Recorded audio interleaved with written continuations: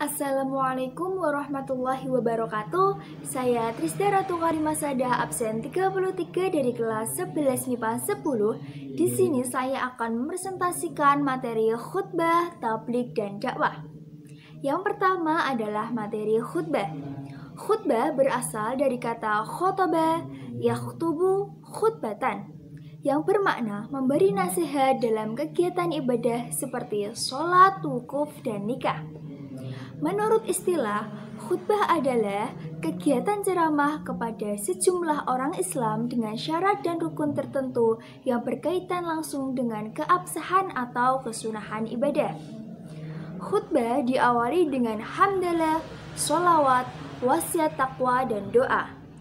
Orang yang melakukan khutbah disebut khotib. Dan hal-hal yang harus dimiliki oleh seorang khotib adalah: yang pertama, seorang khotib harus memahami akidah yang sahihah atau benar, sehingga tidak sesat dan menyesatkan orang lain. Yang kedua, memahami fikih, sehingga mampu membimbing manusia dengan cahaya syariat menuju jalan yang lurus.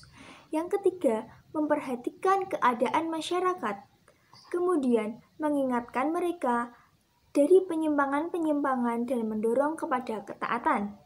Yang keempat, seorang yang sholih mengamalkan ilmunya, tidak melanggar larangan sehingga memberikan pengaruh kebaikan.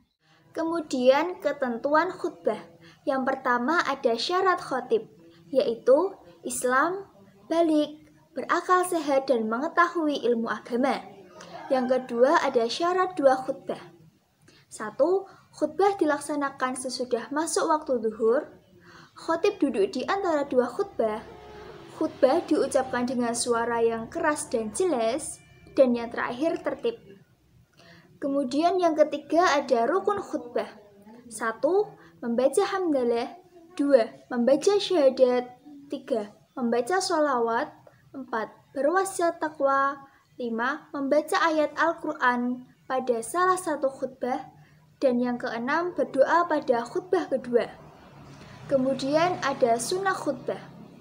Yang pertama, khotib berdiri ketika khutbah. Kedua, mengawali khutbah dengan memberi salam. Ketiga, khutbah hendaknya jelas. Keempat, khotib menghadap jamaah ketika khutbah. 5. Menertibkan rukun khutbah. 6. Membaca surat Al-Ikhlas ketika duduk di antara dua khutbah. Dalil tentang khutbah Jumat.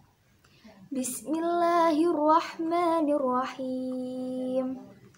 Ya ayyuhalladzina amanu idza nudiya sholati min yaumil jum'ati fas'au ila dzikrillahi wa dzurul bai'. Yang artinya, wahai orang-orang beriman, apabila diseru untuk menunaikan sholat Jumat, maka bersegeralah mengingat Allah dan tinggalkan jual beli. Quran Surat Al-Jumu'ah ayat 9. Untuk hadis tentang khutbah, Bismillahirrahmanirrahim. Kana Nabiyyu sallallahu alaihi wasallam yakhtubu khutbataini yaqudu bainahuma. Nabi sallallahu alaihi wasallam dahulu berkhutbah dua kali dan duduk di antara keduanya. Hadis riwayat Bukhari nomor 928. Materi yang kedua yaitu tabligh.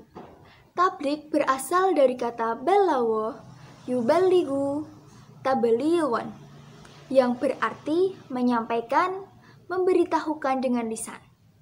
Menurut istilah, tabligh adalah kegiatan menyampaikan pesan Allah Subhanahu wa Ta'ala secara lisan kepada satu orang Islam atau lebih untuk diketahui atau diamalkan isinya. Kemudian ada ketentuan tabligh.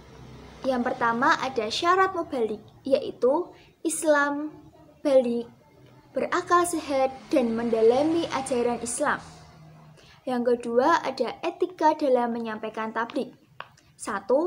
Bersikap lemah lembut, tidak kasar, dan tidak merusak. 2. Menggunakan bahasa yang mudah dipahami. 3. Mengutamakan musyawarah dan berdiskusi untuk memperoleh kesepakatan bersama.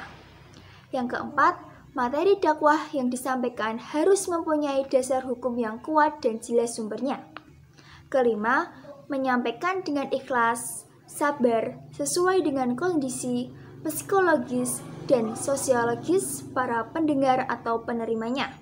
Dan yang keenam, tidak menghasut orang lain untuk bermusuhan, merusak, berselisih, dan mencari-cari kesalahan orang lain. Dalil tentang tabligh. Bismillahirrahmanirrahim. Ya ayyuhar rasulu balligh ma anzila ilaika min rabbik wa illam taf'al fama ballighta risalatah wallahu ya'simuka minan nas innallaha la yahdil qaumal kafirin. Yang artinya, wahai Rasul, sampaikanlah apa yang diturunkan kepadamu dari Tuhanmu. Dan jika tidak kamu kerjakan apa yang diperintahkan itu, berarti kamu tidak menyampaikan amanatnya. Allah memelihara kamu dari gangguan manusia.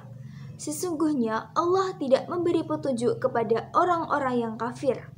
Quran Surat Al-Ma'idah ayat 67. Untuk hadis tentang tabligh, Bismillahirrahmanirrahim.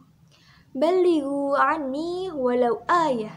Sampaikanlah walau satu ayat. Hadis riwayat Bukhari Muslim. Materi yang ketiga yaitu dakwah. Dakwah berasal dari kata da'a yad'u da'watan, yang berarti memanggil, menyeru, mengajak pada suatu hal. Menurut istilah, dakwah adalah kegiatan mengajak orang lain, seseorang atau lebih ke jalan Allah Subhanahu wa Ta'ala secara lisan dan perbuatan. Untuk ketentuan dakwah ada syarat dai, ada Islam, balik, berakal sehat dan mendalami ajaran Islam. Yang kedua ada etika dalam berdakwah. 1. Dakwah dilaksanakan dengan hikmah, yaitu ucapan yang jelas, tegas, dan bersikap yang bijaksana. 2. Dilakukan dengan nasihat yang baik. 3. Memberi contoh yang baik. Dan yang keempat, dakwah dilakukan dengan mujadalah. Dalil tentang dakwah. Bismillahirrahmanirrahim. Wal takum minkum ummatun yad'una ilal khairi wa ya'muruna bil ma'ruf wa yanhauna 'anil munkar wa ulaika humul muflihun. Yang artinya, dan hendaklah ada di antara kamu segolongan umat yang menyeru kepada kebajikan, menyuruh kepada yang ma'ruf dan mencegah dari yang mungkar. Merekalah orang-orang yang beruntung. Quran Surat Ali Imran ayat 104. Untuk hadis tentang dakwah, Bismillahirrahmanirrahim. Man dalla ala khairin falahu mithlu ajrin fa'ilih.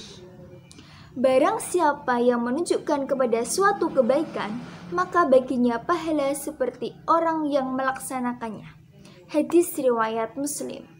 Sekian presentasi dari saya. Terima kasih. Wassalamualaikum warahmatullahi wabarakatuh.